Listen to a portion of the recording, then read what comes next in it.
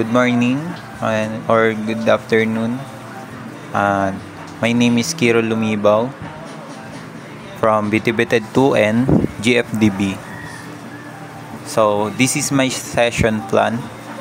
My sector is Health, Social and Other Community Development Service or Visual Arts Sector. Qualification title, Photography NC2. Unit of Competency, Performance Computer Operation. And module title is Managing Computer Data. So, ang nilagay ko po sa objectives is by the end of this session, learner should be able to identify tasks related to computer operation for managing data, prepare necessary resources and tools for efficient task execution. Yan. So, learning outcomes is plan and prepare for tasks to be undertaken. Input data. 2 is input data into computer. 3 is accessing information using a computer. So my introduction is this unit covers the knowledge, skills and attitudes and values needed to perform computer operations, which include inputting, accessing and producing and transferring data using the appropriate hardware and software. Learning activities na tayo. So ayan. So sa learning content ko, ito po yung sinabi ko last sa meet natin na saan po ba yung okay. Requirement first is requirements of tasks are determined as per standard operating procedures. Evaluate the characteristic and capabilities of different hardware and software. Option available for a given task. Demonstrate adherence to OH&S guidelines and procedures throughout the execution of the task, mitigating risk and promoting a culture of safety and responsibility. Sa methods naman natin, pwede tayo dyan maglagay ng self-paced learning or modular.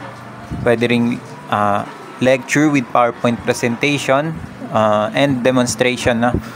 Sa presentation naman is read information 1.1-1. Requirements of tasks are determined as per standard.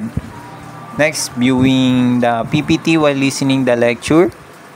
Next, demonstrate your understanding of planning tasks in accordance with OH&S guidelines and procedure. Sa practice, answer self-check 1.1-1, answer self-check 1.2-1, performing task sheet 1.3-1. Sa feedback natin ay comparing answer to the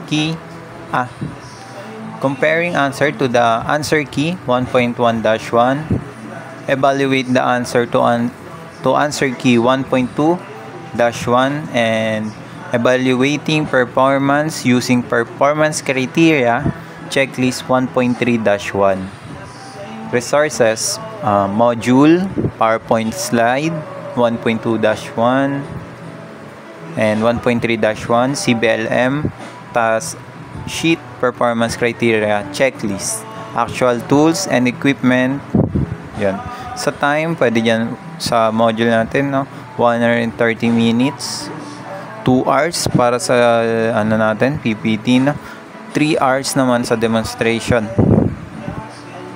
So, learning outcome 2, input data into a computer. Learning content, data are entered into the computer using appropriate program. Application in accordance with company procedure. Next is accuracy of information is checked and information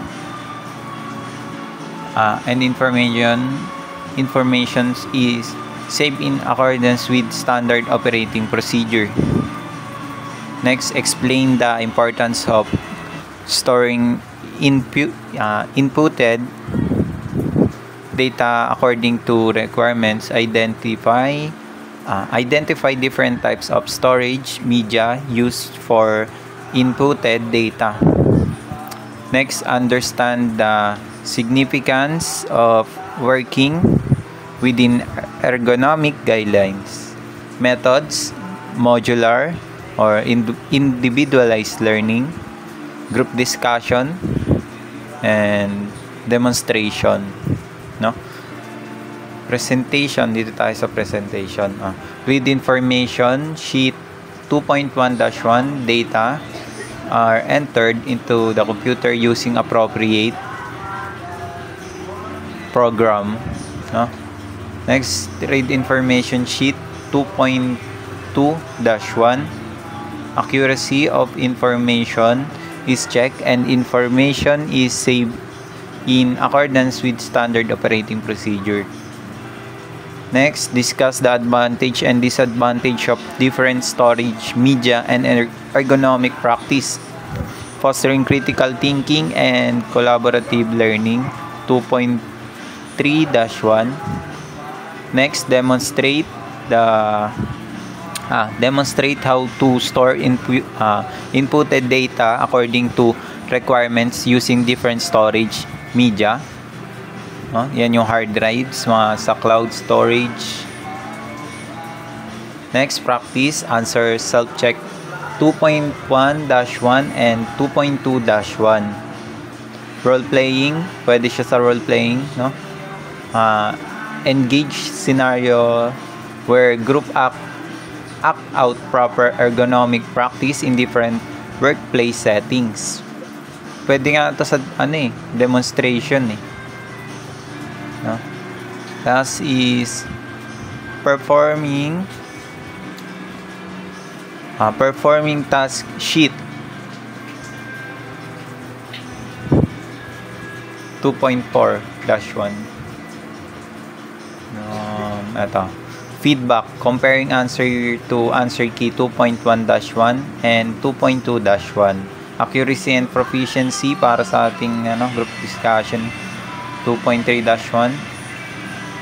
Evaluating performance using performance criteria 2.4-1. Resources, module, software, PPT, PowerPoint presentation, CBLM, task sheet, performance criteria, checklist. Time natin sa modular 1 hour and 30 minutes. Group discussion 2 hours, demonstration 3 hours.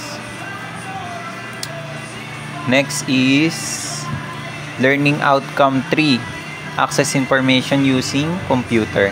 Learning content, use of desktop icon. Ayan. Keyboard techniques and OH&S principle and responsibilities. Ano ba yung pan-last natin? Yan nga.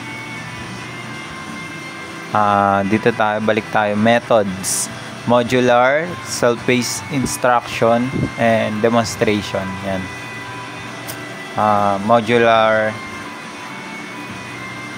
Modular din, demonstration para sa keyboard techniques, demonstration and modular din.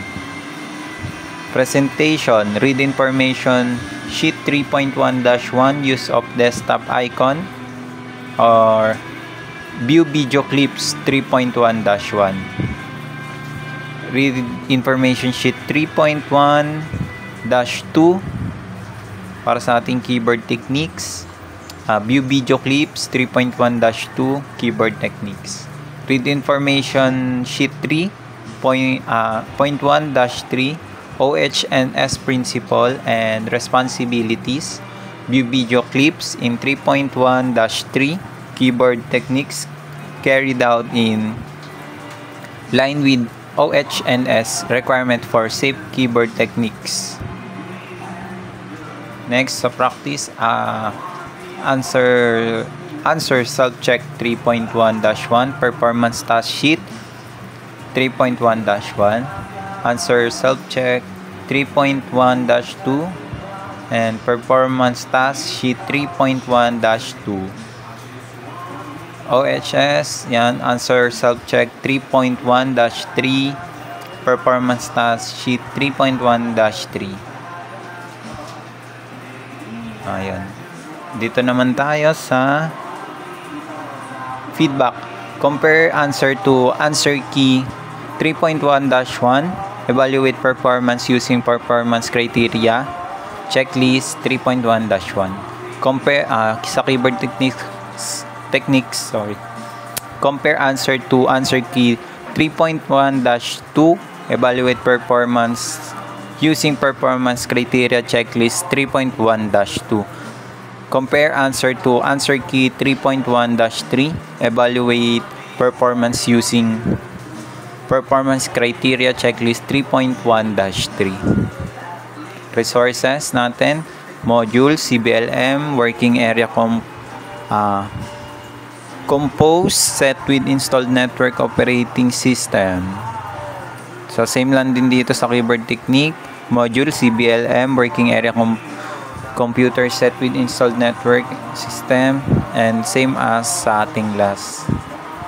Nilagay kong time dito sa desktop, use of desktop icons is 30 minutes, and para sa demonstration is 1 hour. Dito naman sa keyboard technique, so madali lang naman to, modular natin, 25 minutes, tapos sa demonstration 1.5 hours, or pwede pang bumaba to, depende kasi. OHNS 20 minutes sa modular, demonstration is 1 hour. Dito tayo sa assessment plan, so written test, observation, demonstration. So ito po yung sa letter D natin, teacher's self-reflection of this session. Okay, lakayan ko lang po. Ayun. At the culmination of the module session, participants showcase a remarkable proficiency in photography and C2, effectively harnessing various techniques and resources. Their adept utilization of tools and methodologies underscored their commitment to mastering the craft. As a result, they met the requirements, rendering them fully qualified in the field. Their dedication throughout the session have not only honed their skill but also equipped them with the confidence to excel in the dynamic realm of photography. So, yun po. Thank you po.